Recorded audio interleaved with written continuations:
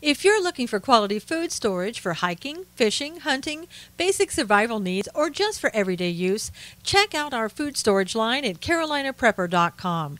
We also carry other fine quality products such as our can concealment holsters for men and women. Keeping your firearm under cover and within reach puts confidence in your hands in any situation.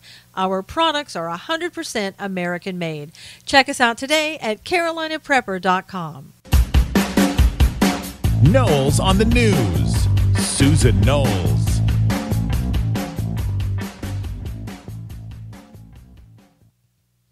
And hello, everyone, and welcome to this week's edition of Knowles on the News. A lot to talk about. I don't know if you're like me and sort of getting tired of hearing about the NFL and all of their their lack of playing sports, and they're more concerned with taking a knee and making a political point and not doing what they're getting paid to do with that as athletes. I don't know. Are you tired of that?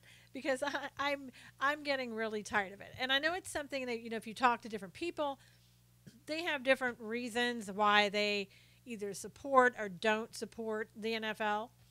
I think most people that I've spoken to, certainly, and most people that I've seen on, different reports, they're very upset, and rightfully so. I think anybody who is pro-American finds this very upsetting. Now, there, of course, are people who are going to say, well, this has nothing to do with America. It's all about race. And I guess it really, when it boils down to it, doesn't really matter because the point is this is football. You're supposed to be playing football out there on the field. And instead of doing that, you're giving me a lot of your personal political viewpoints. And you know what? I don't care about your personal political viewpoints. What I care about is, are you going to play football or not? Now, I'll be honest with you. I love football. I love the strategy of it. I love the game, the excitement.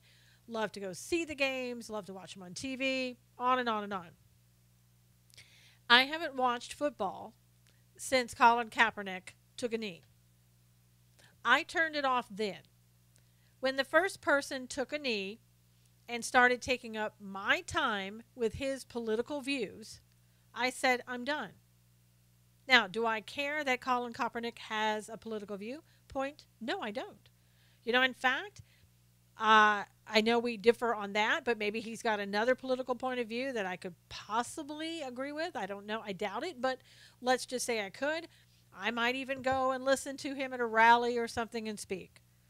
Now, I know that I wouldn't because I know that we don't have anything in common. But I'm saying if that were true and we had something in common, I might even go and hear him speak. It's not the point. He can have a point of view.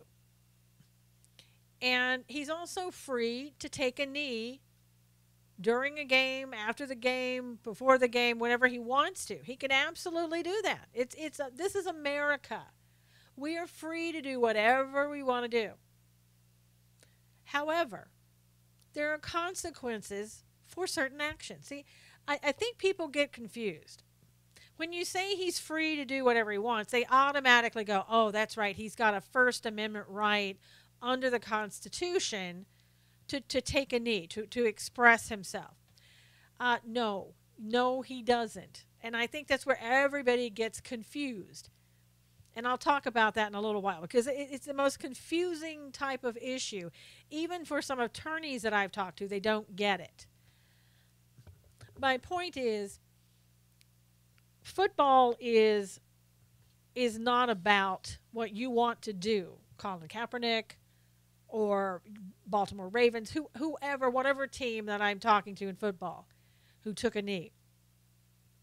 See, you can do that, but we as your fans, the ones who pay your salaries because we buy tickets, we don't like it. Why? Because you insulted us. Number one, going to London and taking a knee and disrespecting your country, and yes, I said your country, in a foreign country is inexcusable. Dixie Chicks tried that, and all their CDs were put underneath a steamroller, and broken, and they kind of went out of business.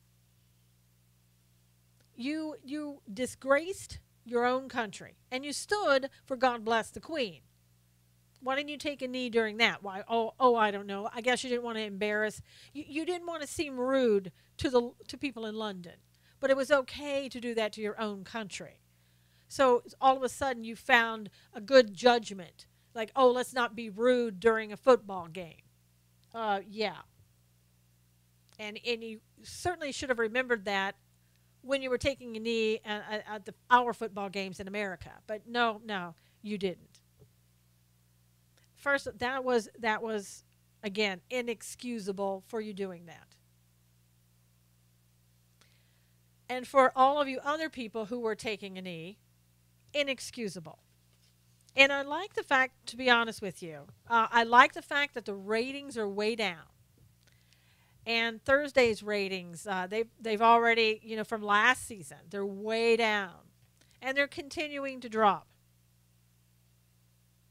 And I'm glad. I'm really happy about that. I'm also happy that the advertisers are saying, whoa, you know what? This isn't helping us very much, because people are calling us and they're complaining and they're not happy. And when our customers aren't happy, that means they're not buying from us. Budweiser, I think, is about a $1.6 billion advertiser with the NFL. And they're not happy. And you know what? I hope Budweiser gets so many calls from people, and they put so much pressure on the NFL that the NFL has to change their ways. Will they? I don't know. They're pretty arrogant. And why are they arrogant? Well, partially that's our fault. I have to be honest with you. It's our fault. We put these people up on a pedestal, and we've done that for a long, long time. We have said we value what you do so much that we're willing to make millionaires out of you. And even the worst player gets about $450,000. Give me a football. I'll go out and try my best. Pay me $450,000. I'll do it, and I won't be taking a knee. So we've put them up on a pedestal. And not only do they think, well, I'm so great at what I do, but now it's gone to their heads. Oh, well, I'm so great. I'm me. I'm whoever football player that we're talking about. And so I'm so great, and I'm going to use my platform, because I have such a huge platform, a huge following, huge advertisers behind me. I can do whatever I want to do. And you the fans out there, you can stick it. You can sit there and take it. You know why? Because you love me so much, you'll be willing to put up with my BS. And the fans are saying, oh, really? Is that what you think? And they're starting to turn against them, as they should, in my opinion. And because we've put them up on the pedestal and we've made them so egotistical, this is what we're reaping what we sow, right? We should never have put so much value in a sport over other jobs, such as, I don't know, teachers, doctors, police officers. I mean, shouldn't they be valued more than what they are? I mean, shouldn't a doctor, I know one doctor was saying that he gets about half of $450,000. And some of you may say, well, that's even too much for a doctor. Well, I don't know. Doctors that save lives, doctors that go to medical school, it takes a lot of 8 years? I mean, it's a long time. They go through a lot of studying and everything else to do what they do. But police officers, they get paid horrible amounts of money and salaries, and so do the teachers and people that are supposed to be teaching our children, right, and how to be great adults and helping parents do that job, although I think it should be the parents' job, not the school, but, that's me. But maybe this is a good lesson for us in America. Maybe it's a good lesson for us to reevaluate what we put so much credence in. It's almost like idol worship. with some of these NFL players, and meaning that we look up to them. We have been role models. We have spent, for some people, thousands of dollars with season tickets, with going there and tailgating, buying all of the jerseys, the jackets, and everything else. And now what are fans doing? They're burning them. And they might as well have just burned their money. It would have been easier, right? Not to give money to these people. And think about it. And we can all probably say that we're into that, whether it's football or something else. We give a lot of money to organizations like that already have tons of money. That money would have been better spent in a homeless center, on homeless veterans, in a church, in another organization, or just you going out and, let's say you buy something for the homeless people and go hand it out yourself. I know in some states, California probably one, you can't do that legally. They don't want you to feed the homeless or anything else, but you get the point. Our attention, our focus has been on the wrong thing. Putting that much value in football needs to be reevaluated, like I said. Should we be giving these people this much? Should they be paid these types of salaries for doing what they do?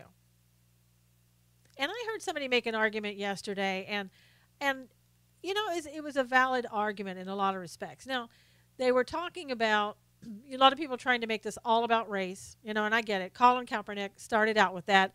Oh, it was, white police officers are killing black people in record numbers. Well, the statistics don't show that, but okay, let's just go with that argument for a minute.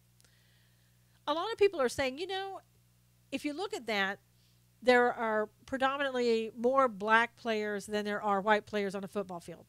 I guess that's true. As I said, I've been watching football since Colin Kaepernick did it, so took the knee, so a lot of things are going to change. But people are saying, why is it that in a lot of respects that the only way we look at sometimes black children, that the only way that they can succeed is through sports and things like football? Are we not doing our best in helping African American children and other children in general? Now, people may say, well, yeah, but, look at all the money they're getting. It's a really good thing. I can't deny that.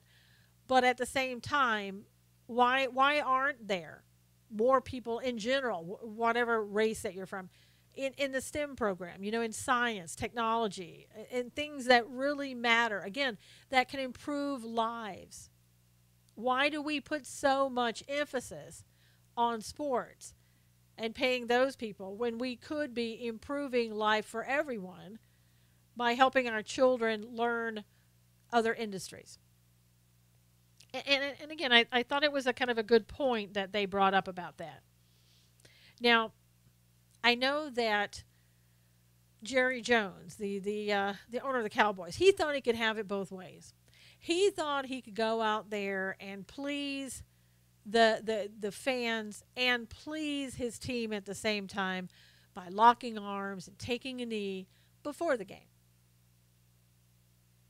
Well, you can't have it both ways, Jerry. You gotta make a stand, one way or the other. And you really screwed up in a lot of respects. I know a lot of people who are die-hard Cowboy fans who said he screwed up. And they never got over him firing Landry. And now they're like, okay, now I know why we don't like him. So it kind of brings it all back when he does this. And so, but then there are other people who are, as I said, diehard Cowboy fans, and they're like, they're making excuses. Well, it was before the game, and he really didn't, wasn't during the game. He made a political statement with his team on the football field while they were in uniform, right before the game, close proximity to a game that's going to be played, however you want to say it. To me, that's an excuse. You want to watch football? Just say, look, I'm going to ignore all of it because I love the Cowboys and I'm going to watch the Cowboys. To me, that's more honest. Just say that. I'm okay with that. I wouldn't do it myself, but, you've been honest with me, so I'm okay. But it was a political statement. It's a political statement made by a football team. Now, according to what I've read, President Trump has contacted Jerry, and Jerry has assured him that they will be standing for their country. Okay, well, in Jerry Jones's eyes, he was standing for his country last week when he stood, or when they took a knee before the game started. And so he saw that as, well, we stood for the Pledge of Allegiance, we stood for the national anthem, so we are standing for our country. So I don't know if President Trump and Jerry Jones see things the same way. I guess we'll find out. Meantime, again, I'm still not watching. And I had some hope last Sunday when Alejandro Villanueva on Steelers team, what is he, a veteran of I don't know how many different, Afghanistan, Iraq, I mean, on and on. He stood there when his team stayed inside the locker room. He stood up, put his hand over his heart, and participated with the national anthem. I'm thinking, man, finally, we're going to get a veteran who understands, that he fought for our right to stand and have, the national anthem. Some people would say, yeah, and he stood for our rights not to. Okay, that's fair enough. But we still, as fans, we have the final say on the football team. On the football, when you're playing out there. We're the ones that hold the purse strings, so we have the final say. But anyway, getting back to him, I was thinking this is great. This guy is going to show leadership. He's going to show us all that this is why you're standing. That, there are people who fought and died for this flag. This is why you need to get off your knee and do something and stand there. And I always tell people, you know what? You don't need to participate. You don't have to say the words and mean them or, whatever. What you need to do is stand and be respectful. It's what they did in England, right? They were respectful. I don't think they believed in God save the Queen, but they sure stood for it, didn't they? Well, you can show the same respect by standing over here in America on your football field. Don't participate if you don't want to. Don't even sing. But get your butts up off the ground, off your knee, and stand there as respectfully as you can. And hopefully it will be enough.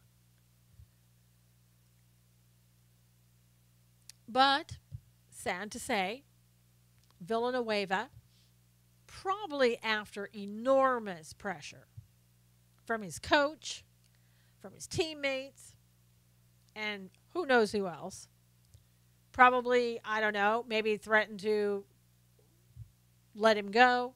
Who knows? Comes out the next day, oh, I need to apologize. I embarrassed my coach. I apologize to my coach. I apologize to the players. I apologize to, the sand and the moon. I mean, whatever. I was so disappointed. Really, really disappointed. See, I think his coach embarrassed him. I think his team embarrassed him. I think his coach and his team owe him an apology because he's a veteran. He's the reason that they can get paid millions of dollars playing football, that they have an opportunity to be in a land that's free for them to play football and for them to take a knee or whatever they feel like they want to do. So they owe him an apology in my mind. And again, I was really sorry that he caved. And people are saying, yeah, but he would have lost his job and blah, blah, blah. And maybe that wasn't the time to take the stand. I don't know. I don't know. And, maybe once again, that's what happens when you pay people so much money. Their morals, their ethics, they go out the window. And all that's important and all that is the focus is the money. And I'm not saying people shouldn't be paid a lot of money. Great. The more you get, the merrier. That'd be great. Pay me the money if you want. That's fine. But I'm going to remember my morals. I'm going to remember my ethics. I'm going to remember my God. That's where my focus needs to be. And maybe people are saying, well, this isn't important enough. Maybe this is not important enough to be a God issue or a moral issue or an ethics issue that means losing your job over. I don't know. I don't know. But I tell you, I would be standing. I know that. And I think I've told you the story. When I was a kid, and I say kid, it may have been high school, maybe a little bit earlier. I was a rebellious kid, okay? An independent soul. I know you never would have guessed that. But I remember deciding that I wasn't going to stand for the Pledge of Allegiance. Not because I didn't believe in the words of the Pledge of Allegiance, but because, I was going to show everybody I was independent. I think I was maybe 16. So I was going to show everybody, oh, look at me. I can do what I want to do. Well, the teacher should have pulled me up by the scruff of my neck and said, get yourself on your feet. She didn't. And I only did it probably once or twice just to make a point to show that I could do it. And again, I look at that and I look back at it and I say, one of the things, I was a kid. I didn't know any better. Maybe I should have known better, but I didn't know any better. Now, of course, you wouldn't be able to pull somebody up off the seat today. As a teacher, you would go to jail for that. I get all that. And I'm not suggesting that anybody, again, has to say the words of the Pledge of Allegiance. Even that, even in school, I do think you should stand up and show respect for what is being done. It'd be like going to a wedding. And I know this is on a much smaller, more insignificant scale. But going to a wedding and everybody stands up when the bride comes in. And you're like, I'm not going to stand up. I don't even like the bride. I'm just here because I got invited and I know somebody. No, you need to stand up because that's the decorum and you need to show respect for that. It'd be the same if you went to somebody else's church and they do something. You may need to stand up. You may not need to participate in it, but you need to be respectful. And that's kind of another thing that we've lost. Again, when you make so much money, I guess, and you put on a pedestal, you suddenly feel that you don't need to show respect for things. And the fans are reminding them, oh, yes, you do. And I'll tell you, we've also gotten other people now that have gotten into the fray. And I'm a person, I boycott. I really do. You do something I don't like, I'm not going to watch your games. I'm not going to buy your games. I'm not going to buy your T-shirts. But now we have sprinkles, cupcakes. And those cupcakes are really, really good. But they got into the fray and they put take a knee and they're supporting the NFL. Okay. Sprinkles, you just lost my business. And you're not getting it back. I don't forget what people do like that. Starbucks, I haven't gone to Starbucks in years because of their policies. And people say, well, gosh, how can you do that? You're giving up a lot. Now, I'm not giving up a lot. I don't need those things anyway, but I'm not giving up a lot. I love cupcakes. I love sprinkles cupcakes. I love football. I love coffee. But you know what? It's not worth it to me for my morals and my ethics to go in and say, I don't really care. I'm just going to do it anyway. I can't do that. And I'll tell you, it's getting harder and harder because just about every place now that you try to go to, they're forgetting about their morals and ethics. They're forgetting about the customer. They're forgetting that the customer is always right. And the only way that you're going to teach these people about that is in their pocketbooks. That's the only way that they listen. And so that's what we have to do. And I like the stance that a Louisiana bar took. New Orleans Saints, they are huge, as you know, down in Louisiana. They have a quarterback from San Diego. They should be. Just kidding. But the bar owner said, you know what? We're not going to be showing the game in here tonight because NFL took a knee. And you know that bar lost a lot of money, potentially. Unless there were people like myself and many of you who said, good for you, bar, we're going to come there and have dinner instead. We don't need to watch football. We'll watch something else. I'm sure there's something else on we can watch. And I really liked, I heard this, I don't know if this is a rumor or real, but I think it was pretty real. The owner of the Green Bay Packers had some choice words I can't say on air about the NFL. And he said, you know what? If this keeps up, I'll sell the Green Bay Packers and I'll put my money into something else that's more worthwhile. I'm not going to have them disrespecting my flag and my country. Good for you, Green Bay Packers owner. Good for you.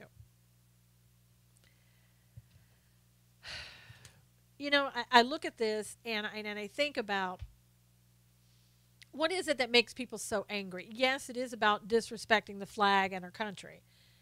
But it goes deeper than that too. It's about being sold out. It's about being disrespected. It's about being let down. It's so many things all in one. You know, sports was a way for Americans to come together and not be, split apart as we are right now with the political actions taking place instead of football. But families used to come together. Our neighborhood used to come together. People of all colors, races, all ethnicities would come to enjoy the game and hang out with each other and talk about the game. They could take their minds off of their problems. There weren't racial issues. And by the way, like I said a while ago, if it's true that there's more African-American players on football teams, guess who's watching them more than other African-Americans? White people. White people.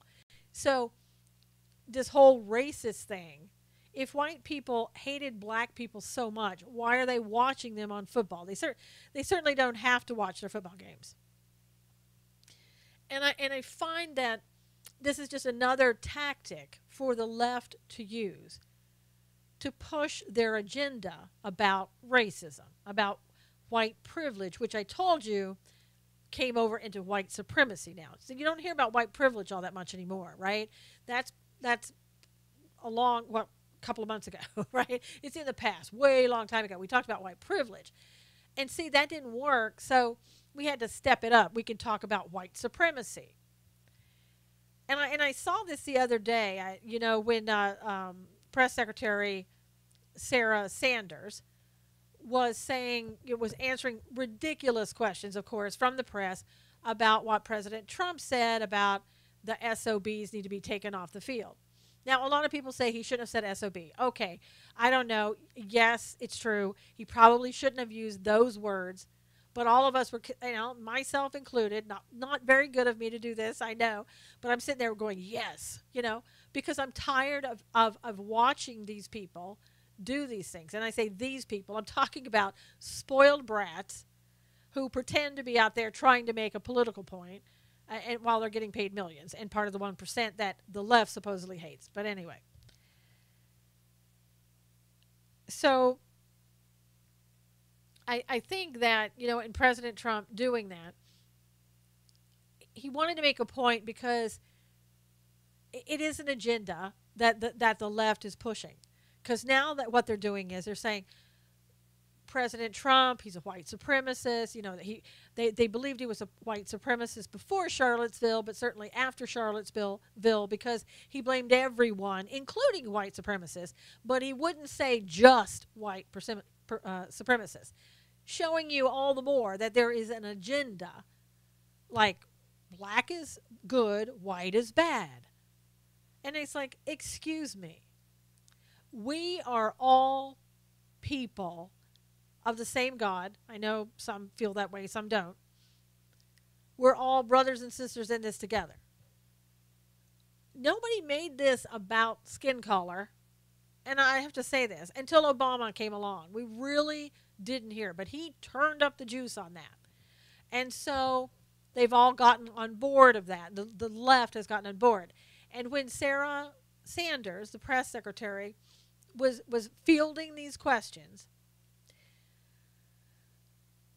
she said, this isn't about race. It's about patriotism and standing up for the flag and for your country. And I actually saw this African-American woman, at least her profile picture showed that she was, on Twitter calling Sarah a white supremacist. So again, it's okay now. Just if you're white, because of the left pushing their agenda, now you're a white supremacist. And it's just done to divide us all that much more. And now, again, on a game that used to bring us together, where we used to sit together and have a great time talking about things that family, God, country, we can't do that anymore. Because the left doesn't want us to be united. They want us to be divided. They always have. Since the beginning of the left and right, they've always wanted to divide us. And they've done a great job. And so they're continuing to push this. And it's sad because people are falling for the trap. And you look at these football players, again, these millionaires, many of them have drug issues, beat their wives, beat their girlfriends, criminal records. And again, these are the people we're supposed to hold up as role models to our children. Really? America, you need to look at this again. You need to reevaluate. And I'm really glad too. People like DirecTV have said, we'll give you your money back on your NFL packages if you are doing this because they took a knee. And a lot of people are like, yeah, I want my money back. I'm not watching these people. They lost a lot of money. And I think that if you look at people, if the NFL, and I know there are people in the NFL that do good work for their communities. I've seen it. LaDainian Tomlinson used to do a lot of great things. Phillip Rivers and other Chargers that when they used to be in San Diego used to do great work for the community. And they still do. And other football players, they do. The majority of them, I don't know. I don't think so. But what I would say is if you really want to help, if you really are interested in what's happening, and again, it started out, it was Colin Kaepernick, this is about white cops killing black people. And then it went from that to, I'm doing this against President Trump because he said take the SOBs off the field. And then it went from that to something else. So, but if you really want to help racial issues or any other issues, if you're really interested in your community, why don't you get out there and actually help people, help individuals? And I'm sure there are black kids, white kids, Hispanic kids, Asian kids that would love someday to go to college.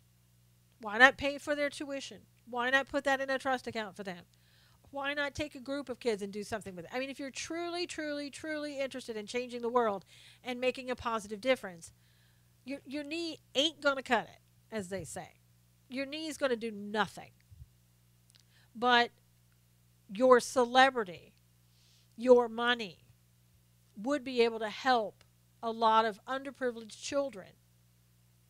And I would say, you know what? Stop looking at their race. Stop looking at the color of their skin. Why not help the child? Because the child needs help.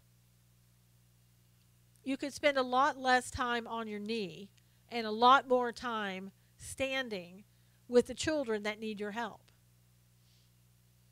And I'm telling you, I was once again, and I shouldn't have been disappointed, but I was. When I saw members of Congress, now they've got to get into it. Oh gosh, it's coming up on election year. What are we going to do? Oh, I know. Let's do everything we can to go against the president. Because, Maxine Waters, impeach, blah, blah, blah. But then claims I never said to impeach him. Maxine Waters is so shameful. She went to a eulogy recently, and she got up and was supposed to be talking about the guy who had died. But what did she do? She breaks into a political rant about Donald Trump. How shameful is that? I hope her family somehow forgave her. I don't know what happened. And there were actually people there, cheering her on. Okay, people were at a eulogy. What about respect for the dead? Okay, get me Maxine Waters.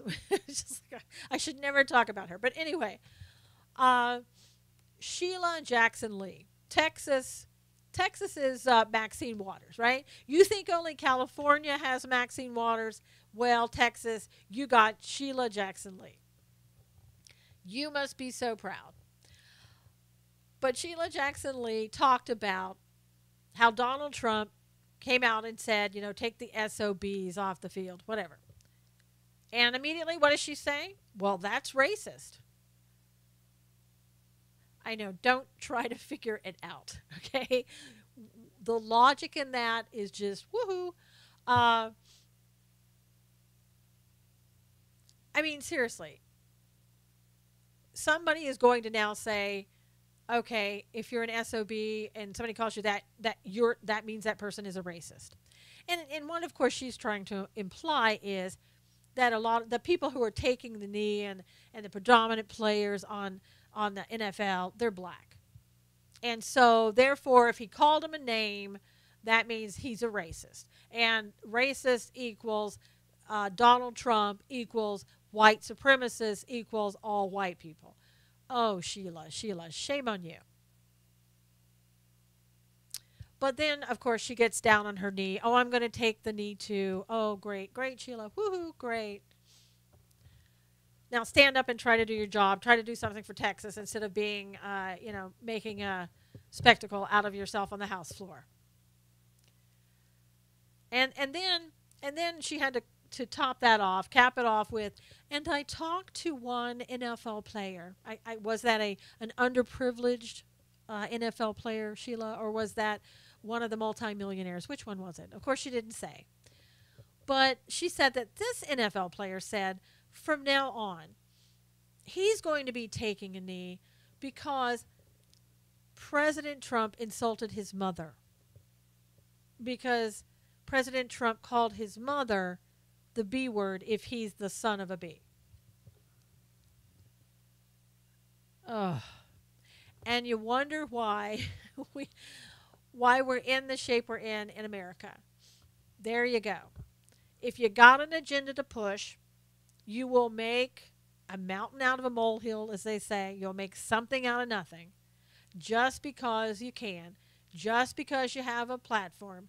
You'll abuse your platform, whether it's in football or on the House floor, if you're Sheila Jackson Lee and other Democrats who did it with her. And it's disgusting.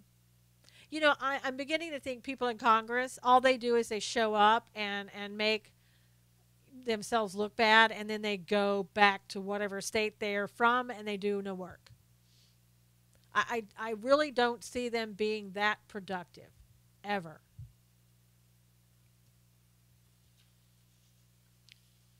But, again, we've taken something good in sports and it's been diluted into something that's not good, okay? I mean, you only have to look at now. Now we've got the allegations in the college basketball, where they just recently made 10 arrests for fraud and corruption and bribery. For, I know a couple of, at least 4 assistant basketball coaches were arrested from schools such as Auburn, Southern California, Arizona, Oklahoma State.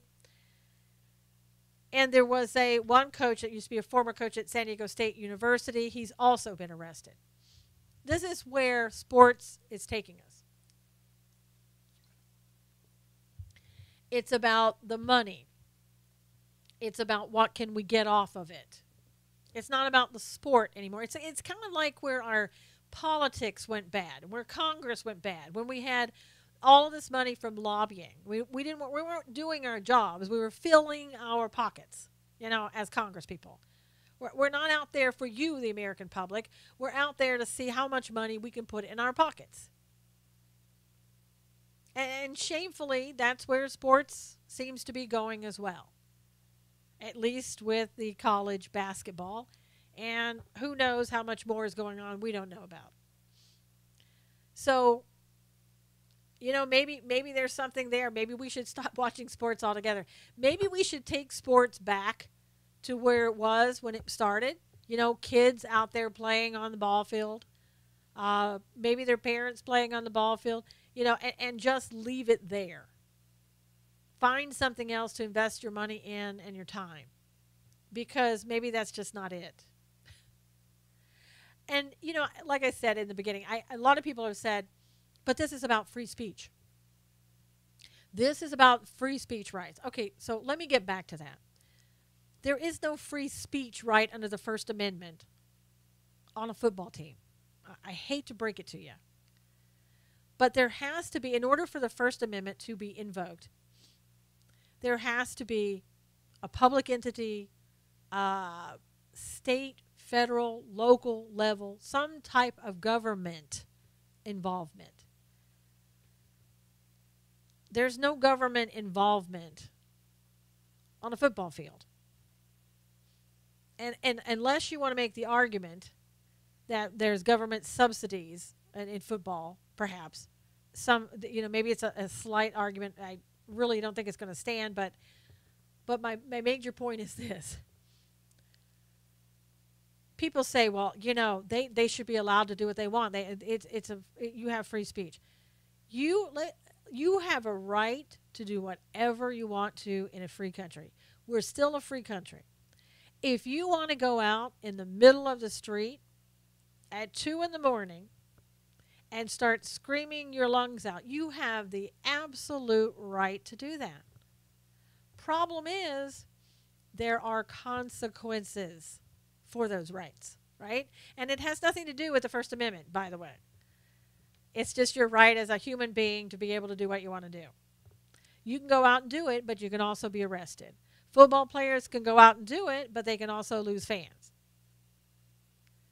And I think this is where people get confused. I mean, I think that's what we're seeing in the protests in the streets and the riots and everything in St. Louis that we've seen in the past. People going and laying down on the freeway. You don't have a right to lay down on the freeway and break the law. You have a right to go out there and do it if you want, but again, there are consequences for doing what you're doing.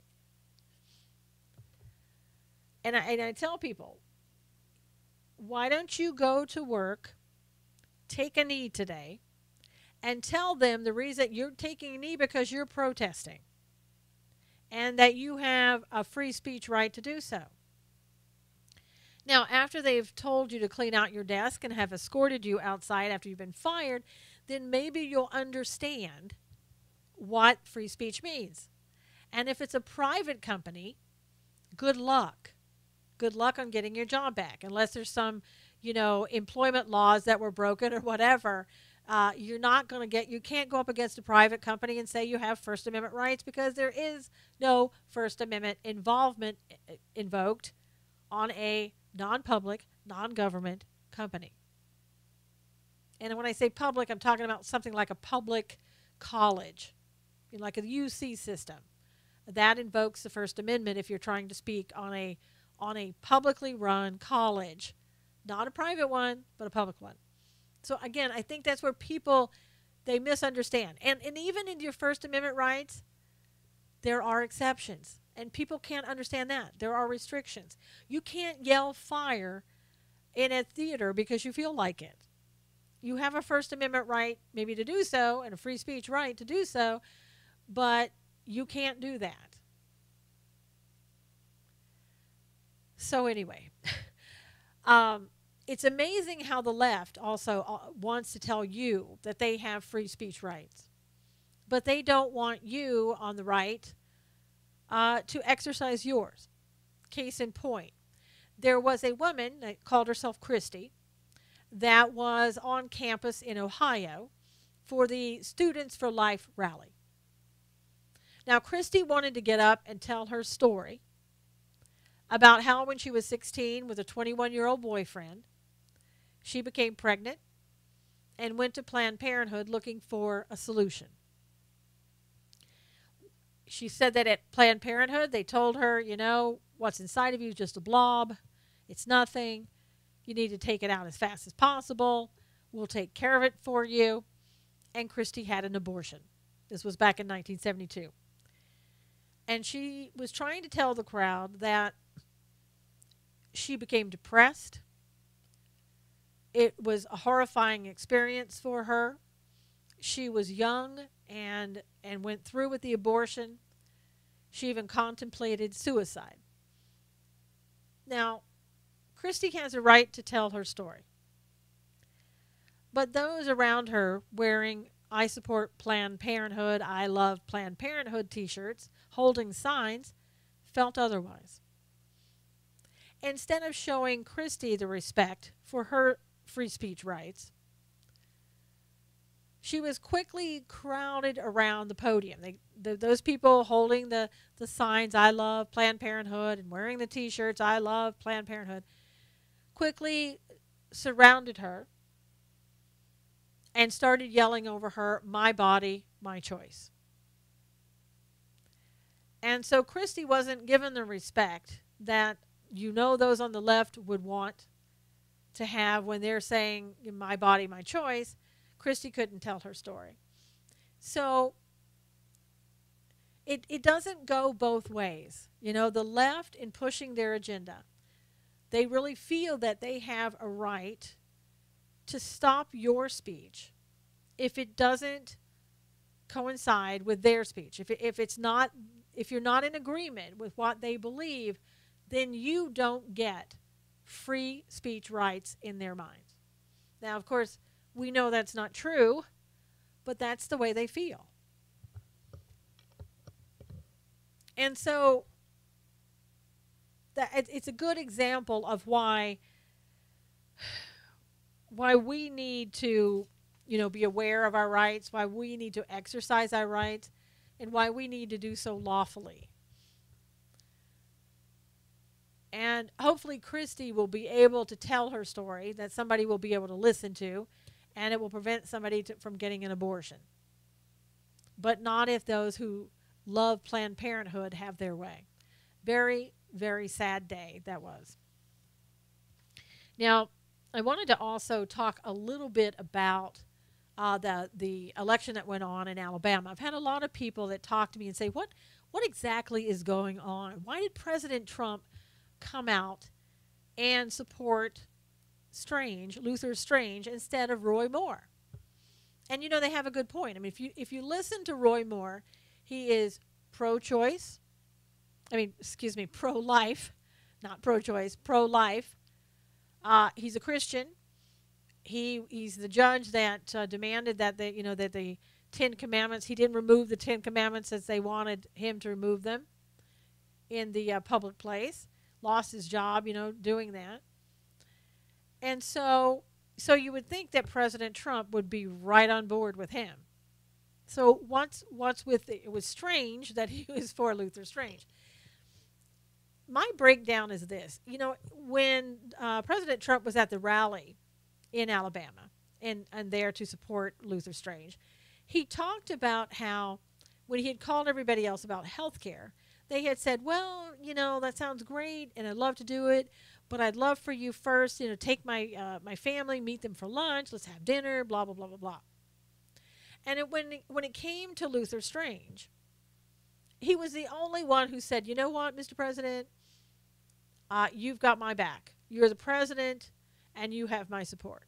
Now, we've often heard over and over again how Donald Trump is very loyal to people that are loyal to him. And I believe that. And one of the things that I think is that because Luther Strange said, you know what, I'm going to give you what you want. I'm not going to ask anything in return. And you have my vote. I think Donald Trump felt as some type of an obligation to repay that loyalty. And it's not a bad thing in most cases, right? But I also think what's going on is that Mitch McConnell went to the president and said, oh, Mr. President, we're trying hard. We're going to get that health care vote. We're doing all that we can. And oh, by the way, can you vote for Luther Strange? Can you support him? Can you get out there and tell people to vote for Luther Strange? Because he's a great guy. Now, it's a little weird too because at the rally, President Trump said, "I know that Luther Strange doesn't even know Mitch McConnell." That's a little hard to believe, but maybe that's what President Trump was told. I don't know. And obviously, even if he never met Mitch McConnell, let's say that's true. Mitch McConnell knows that he was a rhino, right? And that's what's important to Mitch McConnell, is that he gets rhinos in there, just like himself. I think what it did, in some ways, it was a little bit, and I don't think it's monumental, but a little bit of an embarrassment to the president that his own party, once again, put him in. I also have another opinion of what I think may have happened. I wrote an article at SusanKnowles.com, and this was about Congressman from California, Rohrabacher. I hate to say his name. It's so hard. Why put an A after Rohrabacher, right? So anyway, I don't know if you remember, but he had gone to meet in London at the embassy, Ecuadorian embassy in London there with Julian Assange a few weeks back. Dana Rohrabacher had met with him, and supposedly Assange had said to him, "Hey, look, the Trump administration, had nothing to do with the Russian emails, the hacking, or anything else, and I can prove this." Now, I don't think that, I'll just call him Dana. I don't think that Dana really has seen the information. But what he wanted to do, he wanted to come back and relay that information so that, we could clear the president of any wrongdoing or the president's administration. And he wanted to say, look, if we make a deal with Assange, I think he's going to spill the beans. So, about that time, that's when Steve Bannon left, and that's when John Kelly took over as the chief of staff and Reince Priebus was out. Well, what we're learning is that before Bannon left, he used to every morning bring President Trump printouts from all the news, the conservative news websites. A couple of the websites that he used to bring to the president was the Daily Caller and Breitbart. After Bannon left, Kelly took out, this is what was being said. I didn't see it myself, but this is what's being reported. Kelly took out Breitbart and the Daily Caller, and the president no longer sees that. And according to what I've seen, there's no web browser on the president's phone, so he can't just go on the internet and bring up the Daily Caller and Breitbart. Seems funny that Kelly would pick those two newspapers, and Breitbart especially, right? Because Steve Bannon was Breitbart, and now Steve Bannon's back at Breitbart. So I think that's pretty odd. I also think, there's been a lot of talk about that the president's not able to see certain people that he used to see. He used to have, the staff used to have an ability to see him whenever they wanted to. Now, I understand, as president, you need to have some time without interruption. You need people to brief you on things so that you don't have to sit there and read through everything. And you do that when there are people that you can trust. I know the president likes to surround himself with generals, and he trusts them. And he should be able to trust them. I really do believe that. However, in doing the research that I have, like on General McMaster, I know he's a globalist. I don't trust him. General Mattis, I don't think he is. But I know with General Kelly, he loves McMaster. He supports McMaster. Leads me to believe that Kelly may be a globalist himself. And is he keeping information and people from President Trump so that President Trump doesn't know what's going on. Getting back to the Roy Moore and Luther Strange election. President Trump was saying Luther Strange was ahead in the polls. He was never ahead in the polls when President Trump was saying that. Somebody was telling President Trump that he was ahead in the polls. In my mind, somebody was lying to the president. Now, who was lying to the president? Well, my first thing is I'm looking at Kelly, because Kelly's the one, he's the gatekeeper. And he's the one that, has taken away Breitbart and Daily Caller and people like that, where he could see what was going on in the news. So the president could see what was going on in the news. Somehow the president needs to get back to getting a phone with an internet connection, okay? He needs to get back with what the people are saying, what the people are doing. And Kelly, I think, is taking him away from that. And who knows, Mitch McConnell may have also been somebody that was lying to him about what Luther Strange was doing and how well he was doing in the polls. Somebody is lying to the president. I don't like that. And it was embarrassing in some ways, I think, because, again, the president wanted people to go out and vote for Luther Strange. The people knew that Luther Strange wasn't the one that we should have on board, that he was a rhino. People knew. And that's kind of how people were spinning it in all these other groups about, that support the president. Oh, well, this is really what the president wants, but, he's just not saying it. Well, no, that's not the case. The president was lied to. Information was kept from him that he should have had. And even with the loyalty, I think if the president had known all of the information, he could have said, okay, thank you, Luther Strange, and be done with it. And the reason people say, well, how do you know he was lied to? The reason I believe that shows me that the president was lied to was because what did the president do right after Roy Moore won the primary? He started deleting his tweets about Strange. Now, see, that's embarrassing to put the president in that position.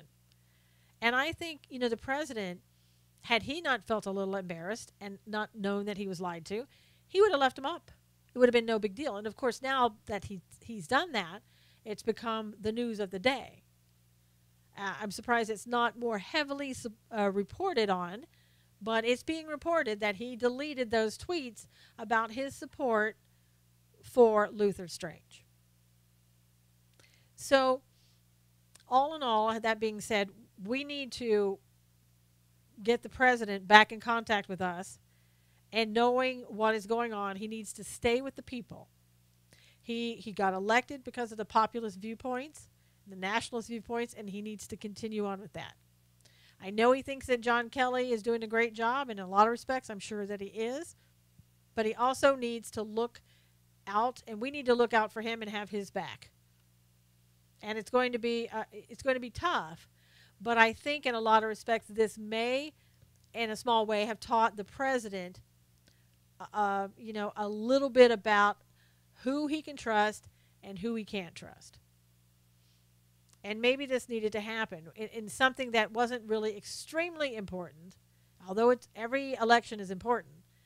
But this is something where, the president could kind of learn a quote-unquote lesson, a small lesson here, so that when the bigger elections come up, this won't happen again.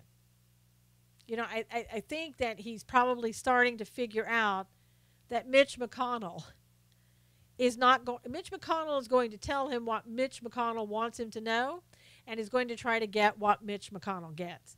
And I think the president is slowly but surely learning that. And again, last night may have been the deciding factor in the president figuring it out, like, okay, fooled me once, shame on you, right? Hopefully that's how the president sees this today, and that he will get the idea, we got your back, continue listening to the people, because we're continuing to help you And this is where we want to go. Rhinos are out. We need people who support you, the Constitution, the American public, on and on and on. And we're not going to keep putting these rhinos back into office. And we need the other rhinos to be gone. McConnell and Ryan, you're next. I want to thank you guys so much for being here today. I so appreciate your support and your listening. Please, if you will, share this with everyone. Until next time, God bless you. Take care of yourself. We'll see you again next week. Thanks so much. Take care.